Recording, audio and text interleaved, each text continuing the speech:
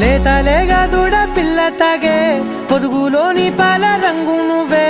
పచ్చ పైరుని ఒంటికేసుకొని ఏమున్నావే నింగి సాటుకున్న సినుకు నువ్వే